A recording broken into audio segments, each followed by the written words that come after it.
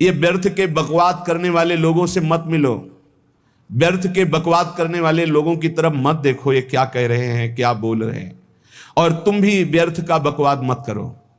अपने समय को कीमती मान करके निरंतर प्रिया प्रीतम का नाम जप करो, उनकी गुण लीला गाओ, उनकी सेवा में रहो। कभी प्रपंच की बातें, कभी प्रतिष्ठा का चिंतन, कभी नाना प्रकार के मान सम्मान का चिंतन, ये घुसने ना पावे हृदय में।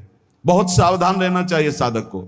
ऐसी बातें देखो मत, ऐसी बातें सुनो मत जिससे तुम्हारा हृदय उद्विग्न होकर प्रभु का चिंतन छोड़ दे। बंद करो अभी।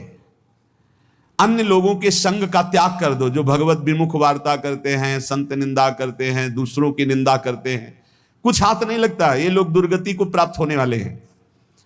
भक्तन निंदा अति बुरी भूल करे जिन कोय, किए सुकृत बहु जन्म के छिन में दारे खोए। पर निंदा के किए ते नहीं आवत नहीं कछुआत, मूर्ख पर्वत पाप को ले चल अपने साथ।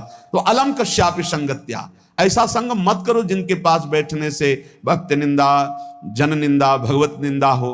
ऐसे से दूर रहो, अलम बंद कर दो ऐसे लोगों का संग। रात दिन हम श्यामा श्याम का नाम जप करेंगे, श्यामा श्याम के लीला गुण गाएंगे, श्यामा श्याम के ही धाम का शोभा का चिंतन करेंगे। जब तुम अपना जीवन श्यामा श्याम के चरणों में न्यौछावर कर दोगे तो पूरा भार श्यामा श्याम ले लेंगे और तुम्हारे हृदय में मस्ती आ जाएगी। जो ऐसा निश्चयी होता है, दृढ़ निश्चयी, उसके अंदर दृढ़ विश्वास, तो उसके हर समय भगवान की स्फूर्ति होती रहती है। भारी प्रतिकूलता में भी भगवान का सानिध्य अनुभव होता है।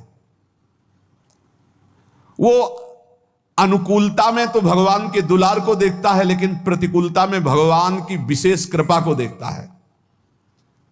ये संयोग, ये वियोग, संसार की ये द्वंद्वमयी वृत्तियां भक्तों के हृदय में नहीं चुभती। आए की हुज्जत नहीं, गए की तलाश नहीं, क्योंकि नित्य संयोग भगवत स्मृति के प्रभाव से प्रभु का रहता है। शोक, विषाद बहुत ध्यान देने योग्य विषय है।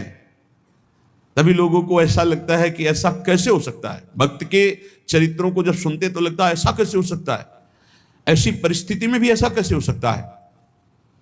क्योंकि तुम मानसिक बुद्धि से युक्त हो और वो भागवतिक स्थिति से युक्त है, इसलिए तुम उसको पार पा ही नहीं सकते। जब तुम अपना जीवन श्यामा श्याम के चरणों में समर्पित कर देते हो हृदय से, फिर उनकी कृपा से सब विघ्न दूर हो जाते, एक अपार मस्ती रहती है। नहीं तो शोक, विषाद, दुख, क्लेश, कष्ट, संताप, भय, उद्वेग, ये सदैव सताते रहते हैं। इसी से डिप्रेशन होता है। बार बार नकारात्मक चिंतन, शोक, विषाद, दुख, चिंता, क्लेश, संताप, भय, उद्वेग, यही पूरे मानसिक स्तर को नष्ट कर देते हैं। उत्साहहीन जीवन हो जाता है। जब तुम श्यामा श्याम को समर्पित हो जाते हो तो ये सब प्रवेश भी नहीं करते, एक अपार मस्ती बनी रहती है। अब क्या होगा? श्यामा श्याम जो करेंगे वही होगा।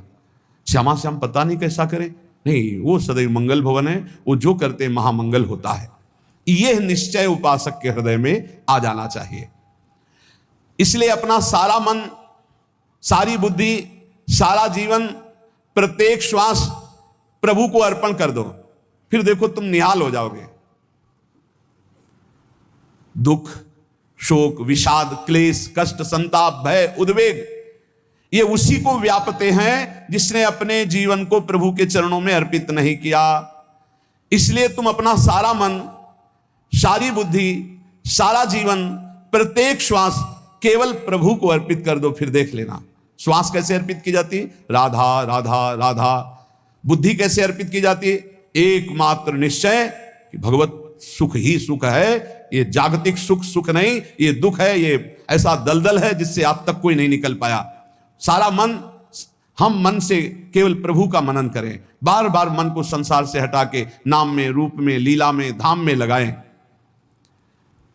बहुत प्रसन्नता हो जाती है उस उपासक के हृदय में जो अपना मन बुद्धि प्रभु के चरणों में अर्पित कर देता। भगवान ने तो इसको बहुत उत्तम स्थिति बताया है कि मेरे से कभी वो अलग हो ही नहीं सकता यदि मन बुद्धि अर्पित कर दिया।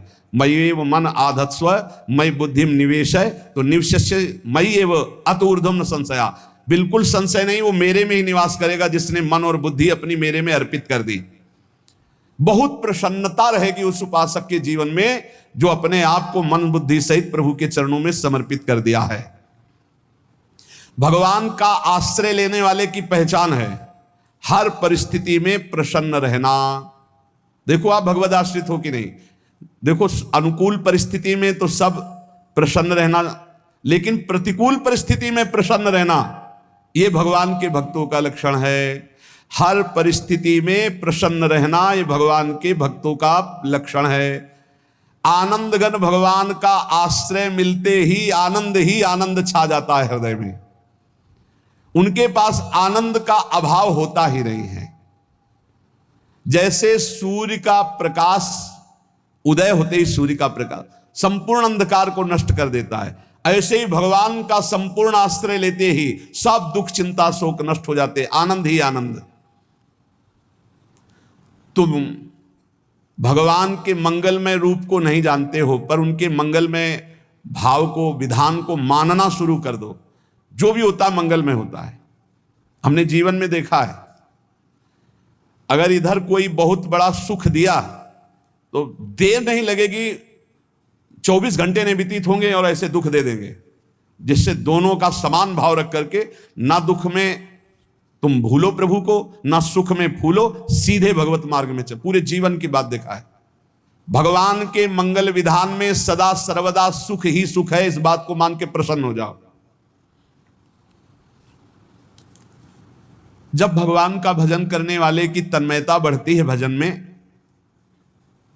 तो द्वेषी जन अपने आप तैयार हो जाते हैं। भक्त कभी किसी से द्वेष नहीं करता, अपने आप वो द्रोह करने लगते हैं। तो नरसिंह मेहता जी से बहुत गांव के कई लोग थे जो जलते थे, ऐसे जलते थे कि अब क्या करें, कैसे मिटा दे नरसिंह मेहता जी को।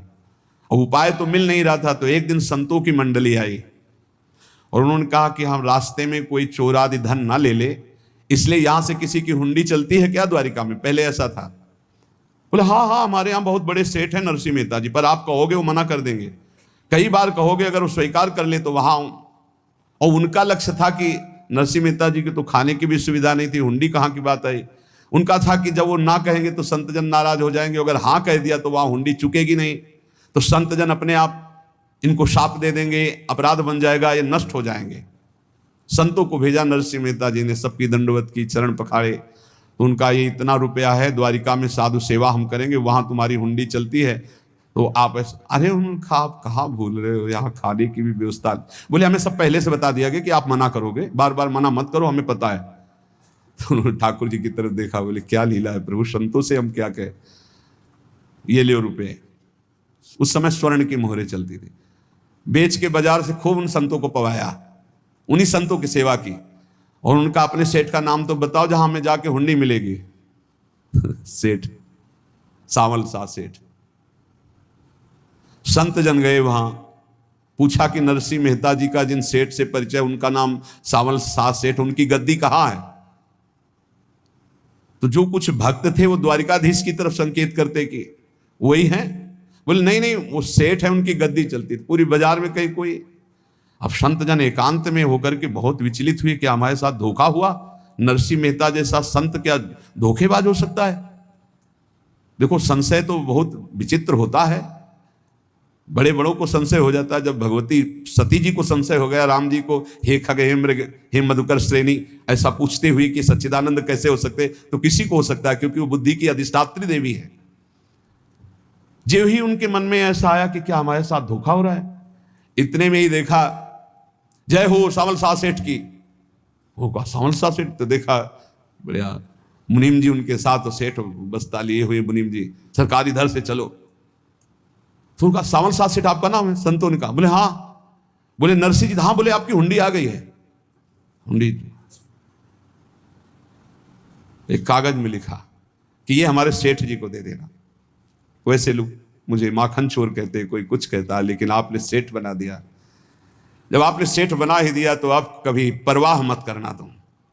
और ये सेवक आपकी सेवा में सदैव तत्पर है। भगवान ने ऐसा लिखा। जो भगवद आश्रित है, एक बार ये चलता रहता है, जो संत जन होते हैं उनके विरोधी अपने आप बन जाते हैं, किसी से कोई मतलब नहीं, अपने आप विरोधी बन जाते हैं। कबीरदास जी का पूरी काशी में यश था। भजन करने वाले महापुरुषों का यश बढ़ता है जब, तो जो भजनहीन होते हैं उनके हृदय में जलन पैदा हो जाती है और वो उनको विविध प्रकार से फंसाना चाहते हैं, उनको कष्ट देना चाहते हैं। तो कबीरदास जी के यश को धूमिल करने के लिए कुछ ब्राह्मणों ने एक रचना रची, मूड़ मुड़ा के कबीरदास जी के शिष्य बन करके पूरी काशी के सब आश्रमों में निमंत्रण दे आए। कल भंडारा है, संत सेवा है, सबने स्वीकार किया। कबीरदास जी अपनी दिनचर्या करके निकले तो संत मंडली आने लगी। बोले कै बजे सेवा है? साधु सेवा। बोले कौन सी साधु सेवा? बोले कल आपके शिष्यजन निमंत्रण दे के आए, पूरी काशी के सब संत आ रहे हैं। कबीरदास जी ने कहा यहाँ तो एक की भी व्यवस्था नहीं, पूरी काशी के संत आ रहे हैं। अच्छा, समझ में आ रहा है, लीला बिहारी तुम लीला करना चाहते हो। गए अपना निकल गए गंगा किनारे, एक झाऊ के नीचे बैठकर अपना भजन ध्यान में मगन है। 11-12 बजे तो उन्होंने देखा संतों की मंडली, काशी तो बहुत। कबीरदास जी ने देखा कि आश्रम की, तो बोले पता नहीं क्या होगा, चलो चलते हैं। तो ऐसे गमछा वस्त्र करके ऐसे डालकर मुंह ढक करके वहां बड़ी बड़ी पंगत लगी थी। कबीरदास जी सबको पाओ जी पाओ। कबीरदास जी के रूप में स्वयं भगवान पाओ जी। कबीरदास जी ने कहा अच्छा, जब स्वामी परस रहे तो हम भी बैठ के पा ले। तो जब उसी पंगत में बैठ गए अपना कपड़ा ढक करके, और जब मोहरे की दक्षिणा दे रहे थे सब लोग कि वाह कबीरदास जी ने आज तो साधु से सबको। जब कबीरदास जी के सामने आए तो ऐसे मुंह ढके, बोले देखो जो मेरा होता है उसे मुंह छुपाना नहीं पड़ता, मुंह ढकला नहीं पड़ता। लो दक्षिणा, तुम भी दक्षिणा लो। कबीरदास जी को कबीरदास जी दक्षिणा दे रहे, वो कबीरदास जी है भगवान, और ये पाले वाले कबीरदास जी है भगवान के जन। कभी भगवान अपने, अरे जमाने जोर लगा ले, कितना जोर लगाएगा, भक्त और भगवान का झंडा कभी न झुकने पाएगा। बिल्कुल चिंता, शोक, भय, उद्वेग रहित जीवन भगवद आश्रित। तुम भगवान के मंगल विधान में सदा सर्वदा प्रसन्न रहो। अब ये विचार कर लो कि भगवान जो करेंगे तुम्हारा मंगल करेंगे। अब थोड़ा ऐसा बीच में लगता है कि अमंगल हो रहा है क्या, लेकिन पक्का समझो बहुत बड़ा मंगल उनका विधान होता है।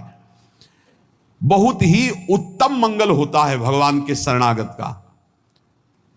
भगवान हमारे विचारों वाले नहीं हैं, हमारे विचार प्राकृतिक है, भगवान के विचार चिदानंदमय हैं। वो अपने विचार से हमारा मंगल करते हो, हम अपने विचार से मंगल चाहते हैं।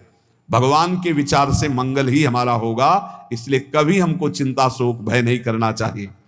भगवान की ओर से कभी तुम्हारे लिए ऐसा विधान नहीं होगा कि तुम दुखी हो जाओ, बस तुम्हारी सोच हो सकती है, उसका परिणाम बहुत मंगल होगा। जगत की ओर से निराश हो जाओ, किसी से आशा मत रखो, फिर आप देखो आपका जीवन कैसा आनंद में व्यतीत होता है। ये जो जगत की आशा है यही दुख प्रदान करती, सच्ची जगत की आशा ही दुख प्रदान करती है। अगर जगत से कोई संबंध न रखा जाए और भगवत भाव में रहकर तो बहुत अच्छा जीवन चलेगा। अपने कर्तव्य का पालन करो, परिवार को भगवत स्वरूप मानकर पोषण करो, किसी से कोई संबंध मत रखो, कोई आशा मत रखो। यही अध्यात्म सिखाता है। अपने आप भगवत स्वरूप, सबका व्यवहार मंगलमय और आपका जीवन मंगलमय। अपने घर में ऐसे रहो जैसे किसी अतिथि के घर में रह जाता है। चलना है, यहां से जाना है। कौन रहता है अपने घर में अतिथि की भांति? भगवान का भक्त।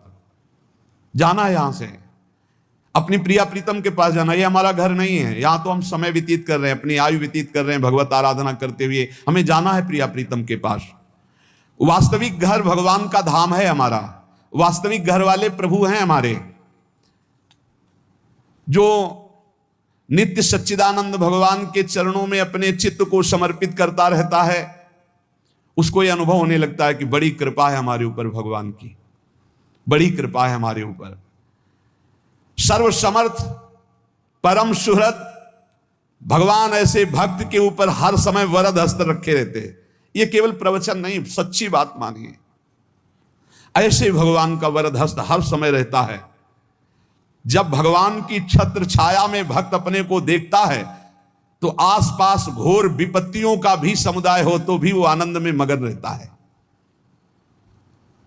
हर हालत में आनंदित रहना ये भक्त का स्वभाव है। भगवान ऐसे भक्तों को प्यार करते हैं जैसे कछुआ अपने अंडों को बाहर रख आवे और रात दिन उसका चिंतन करे। जब भक्त भगवान को समर्पित होता है तो भगवान रात दिन उसकी ऐसे चिंतन सुरक्षा करते हैं। अभय, ये दैवी संपदा का पहला गुण है। ये भगवान के शरणागत पर जागृत हो जाता है, वो भयभीत नहीं होता, किसी भी उससे भयभीत नहीं होता। यही डर ही डरप हरिवंश हित, जिनो भ्रमय गुण सलिल पर। इस डर से डरते रहना चाहिए कहीं गुण रूपी पानी में फिसल न जाए, नहीं तो गलती हो सकती है। साधक सावधान रहे। ये अभय दैवी संपदा का सबसे बड़ा गुण है। जो भयहारी भगवान की शरण में आ जाता है तो उसके अंदर ये अभय प्रकट हो जाता है। अगर कहीं तुम्हें एकांत में भय लग रहा है, एक आदमी तो एकांतिक में आए थे, वो कह रहे थे कि हमें हर समय भय लगा रहता कि कोई हमारे पीछे है, अंधेरा तो लगता कोई खड़ा है, मैं जीना मुश्किल हो गया, ऐसा भय। देखो ये मन कैसा है, भगवान से विमुख होने पर कैसे डरवाता है। वो कह रहे हैं हर समय मुझे डर लगा रहता है, कोई सामने खड़ा है, कोई पीछे खड़ा है, ऐसा भय लगने लगता है। और जब भगवान की शरण में आ जाते हैं तो ये अभय स्थिति हृदय में जागृत हो जाती है। कोई भी भय आसपास आ ही नहीं सकता, यहां तक कि नरक का भी भय खत्म हो जाता है जो भगवान की शरण में है। महापापी भी पुण्यात्मा महान भक्तों के समान वो उत्तम गति को प्राप्त हो जाता है जो भगवान की शरण में हो जाता है। पर ये जो भोगों का आश्रय लिए हुए हैं, मनमानी आचरण कर रहे हैं, ये कभी उस अभय को जान ही नहीं सकते कोई अभय पद है क्या। इनको तो कदम कदम पर शोक, भय और दुख की प्राप्ति होगी, कोई बचा नहीं सकता जो भोगों में लगे हैं, मनमानी आचरण कर रहे हैं। अगर निर्भय होना चाहते हो, परम सुखी होना चाहते हो तो भगवान के शरणागत हो जाओ। सारे जगत को अभय दान देने वाले भगवान हैं। भगवान का एक प्रण है, ममपन शरणागत भयहारी। जो मेरी शरण में आ गया उसके भय का मैं नाश कर देता हूं। साधना में अवस्था मन की मानी जाती है कि आप कितने अच्छे साधक हैं। यदि आपका मन भगवदाकार है, हर समय भगवत चिंतन चल रहा है, आपके स्वप्न भागवतिक आ रहे हैं, आपके विचार भागवतिक हैं, तो आपकी अच्छी साधना हो रही है। और यदि आपके स्वप्न गंदे आ रहे हैं, क्योंकि स्वप्न में मन का ही सारा खेल होता है, और आपकी चिंतन वृत्ति वासनात्मक चल रही, तो अभी साधना का प्रभाव मन पे नहीं पड़ा है। जिसका मन हर समय भगवत चिंतन करता रहता है वो जीते जी जीवन मुक्त हो जाता, अनुभव होता है। जैसे किसी ने कहा कि हमें कैसे पता चलेगा कि हमारा काम हो गया है, तो जैसे आप भोजन पा लेते हैं तो किसी दूसरे से गारंटी थोड़ी लेनी होती कि हम छक गए हैं क्या, आप जरा बताना हम छक गए हैं क्या। नहीं, अपने हृदय में आ जाता है कि अब मैं तृप्त हो गया। ऐसे ही अपने हृदय में आ जाता है कि मेरा काम हो गया, अब मेरा जन्म नहीं होगा। ये हृदय में आ जाता है, अपने आप अनुभव में आ जाता है। जब स्वरूप बोध होता है तो किसी और से सलाह थोड़ी लेनी होती है, वो अपने आप अनुभव में आ जाता है। हाँ, यदि गुरुदेव का वर्ण नहीं किया है तो फिर आपको किसी न किसी गुरु से प्रमाणित करवाना पड़ेगा। और अगर गुरुदेव का वर्ण किया है तो वही मंत्र, वही नाम, वही गुरु शरणागति आपको अंदर से पुष्ट कर देगी कि आपका काम हो गया है।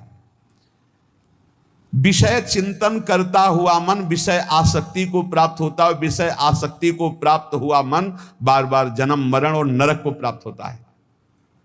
बस ये विषय चिंतन हटाना ही प्रमुख कर्तव्य साधना का है। बार बार मन को विषयों से हटा करके प्रभु के नाम में लगाओ, प्रभु के रूप में लगाओ, प्रभु की लीला में लगाओ। जहां भगवान प्रकट होते हैं वहां परमानंद की बाढ़ आती है। पर ये ध्यान रखें, गुलाब का फूल कांटों में खिलता है, उसकी सुगंध लेनी, फूल लेना है तो कांटों से बचाकर। ऐसे ही जब आप भगवत चिंतन के लिए चलेंगे तो आपका चिंतन चुराने के लिए माया विविध नाटक करेगी, कांटे फैलाएगी। कोई तुम्हारी निंदा करेगा, कोई अपमान करेगा, कोई उपहास करेगा, तुम्हारी अव्यवस्था हो सकती है, तुम्हारी परिस्थिति बहुत भयावह हो सकती है। इन परिस्थितियों में भी भगवत चिंतन का तार ना टूटने पावे तो आगे गुलाब का फूल है। जैसे कांटे से बचाकर गुलाब का फूल लेते हैं और भगवत अर्पित करके सौरभ का सुख लेते हैं, ऐसे ही भगवान के प्रेमानंद का अनुभव करने के लिए संसार के कांटों से बचना होगा। और खिलेगा यही फूल संसार में ही, मनुष्य देह में, और योनियों में नहीं। भगवत प्राप्ति स्वर्ग में नहीं होगी, इसी मृत्यु लोक में होगी। पहले मन नहीं लगता भगवत चिंतन में, भगवत चिंतन जबरदस्ती करना पड़ता है। भगवत चिंतन जे ही प्रारंभ करोगे ते ही बहुत बाढ़ आ जाएगी पाप चिंतन की। ध्यान दीजिए, बहुत लोग प्रश्न करते रहते हैं कि हम जब भजन में बैठते हैं तो बहुत गंदी बातें आती, मन बड़ा चंचल होता है, भाग जाता है। ऐसा प्रारंभ में जब कोई भगवत चिंतन प्रारंभ करता है तो उसका मन विषयों में भागता है, गंदी बातों में भागता है। अब लोग कहते पहले तो हमारा चिंतन बढ़िया होता था, अब चिंतन नहीं होता। तो कोई सिद्ध पुरुष थोड़ी हो गए, तुम्हें जबरदस्ती चिंतन करना होगा। जगत के प्राणी में जहां मन जाए तो इसमें भी भगवान, पदार्थ में मन जाए तो उसमें भी भगवान, जहां जहां मन जाए वहां वहां भगवान देखो, या मन को हटाकर नाम मंत्र में लगाओ। ऐसे भगवत स्मृति जागृत की जाती है, बार बार प्रयास करना होता है। कई लोग ये प्रश्न करते हैं कि हमसे बड़े पाप हो गए तो क्या हमें भगवान की प्राप्ति हो जाएगी? तो यहां कह रहे हैं भगवान किसी के पूर्व जीवन को नहीं देखते हैं, वर्तमान के भजन को देखते हैं। पकड़ो इस बात को। अगर वर्तमान में आज आप सुधर गए हो, नाम जप कर रहे हो, तो आप भक्त हो। ये गीता जी में भगवान ने कहा, अपिचेत सुदुराचारो भजते माम अनन्य भाग साधुरेव समन्तव्या सम्यक व्यवसिता। ऐसा बहुत दुराचारी पहले रहा है, बाद में उसके मन में आ गया कि भगवान के सिवा हमारा कोई कल्याण करने वाला नहीं, हमारा कोई नहीं। तो भगवान कहते हैं मैं उसे साधु ही मानता हूं, उसे साधु बना देता हूं। भगवान किसी के पूर्व जीवन को नहीं देखते। बहुत बढ़िया बात है।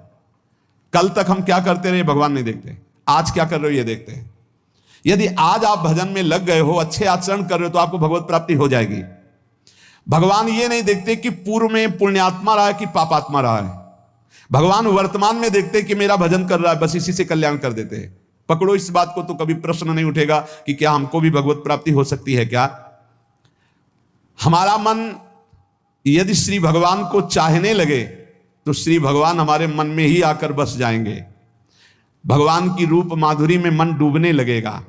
यथार्थ सत्य, जो भगवान से थोड़ा भी प्यार करने लगे हैं उनके हृदय में भगवान की, उनकी भावना के अनुसार झलक आने लगी है। हृदय में प्रभु के आते ही अनंत जन्मों के संस्कारों का नाश हो जाता है। इसलिए तुम अपने पहले वाले घृणित जीवन को याद भी मत करो और उसको सोचकर जरा निराश भी मत हो। अमावस्या में घोर अंधकार रहता है, पर प्रातः काल में अंधकार नष्ट हो जाता है। ऐसे ही नाम का उच्चारण करते ही तुम्हारे जितने पाप अंधकार हो सब नष्ट हो जाएंगे। तुम चाहो कि एक क्षण भी प्रभु को ना भूलो। अब वर्तमान में ऐसी स्थिति बनाओ। जो प्रभु को नहीं भूलने की चाह करता है कि मुझे ऐसी स्थिति प्राप्त हो कि मैं कभी प्रभु को ना भूलूं, तो सच्ची मानो और कोई बात भगवान सुने ना सुने, ये बात जल्दी सुन लेते हैं। भजन की मांग करो तो बहुत जल्दी भगवान पूर्ण करते हो। भजन जिसका चलने लगा तो फिर लोक लोकांतर के सारी रिद्धियां सिद्धियां सुख वैभव तो उसके चरणों में लौटते हैं। जब हम प्रभु से प्रभु का स्मरण न मांगकर भोग मांगते हैं तभी हमारा भजन रुक जाता है, भजन नहीं चल पाता। यदि हम प्रभु से केवल भजन मांगे तो विश्वास करो ब्याज में ये सब हो जाएगा। मूल भजन तो आपका बचेगा ही, ब्याज में लोक लोकांतर के भोग आपके चरणों में लुटते घूमेंगे। आप भजन करके तो देखो, अरे घिघियाने की जरूरत नहीं, किसी से मांगने की जरूरत नहीं, भजन करके देखो सब ठीक हो जाएगा, सब अपने आप बन जाएगा। हम बहुत बड़ी भूल कर देते हैं कि थोड़ा भजन करके प्रभु से कुछ सांसारिक वस्तुएं, स्थितियां, परिस्थितियां बदलने की मांग कर लेते हैं, जिससे भजन छूट जाता है। प्रभु की स्मृति इतनी महान है कि जिन्होंने बैर भाव से प्रभु का स्मरण किया उनको भगवान की प्राप्ति हो गई। जैसे कंस आदि भगवान से बैर ही तो रखते थे, लेकिन भगवान की स्मृति रहती थी। स्मृति ने उनको भगवत प्राप्ति करा दी। स्मृति में महान सुख है, पर वो जब भक्ति रस से युक्त स्मृति होती तब माधुर्य रस, प्रेम रस का अनुभव होता। कल्याण तो वैर भाव से स्मरण करने वालों को भी प्राप्त हो गया। यदि आप भक्त हो और ये चाहते हो कि आपकी भागवती की स्थिति बहुत जोर की हो, तो हम आपसे प्रार्थना करते हैं कि रोज प्रभु से एक ही बात मांगिए, मुझे अखंड स्मृति दीजिए। अर्जुन जी को पूरी गीता जी सुनने के बाद यही मिला, नष्टो मोहा स्मृति लब्ध्वा। स्मृति, प्रभु आप हम पे ऐसी कृपा कर दो कि हमारे हृदय में किसी और व्यक्ति, वस्तु, स्थान की स्मृति न रह जाए, केवल आपकी स्मृति रह जाए। ये चाह भगवान बहुत जल्दी पूर्ण कर देते हैं यदि उपासक हृदय से ये बात मांगे। भगवान की कृपा से ही ऐसा हो सकता है कि अखंड स्मृति ये कर्म फल से नहीं मिलती है।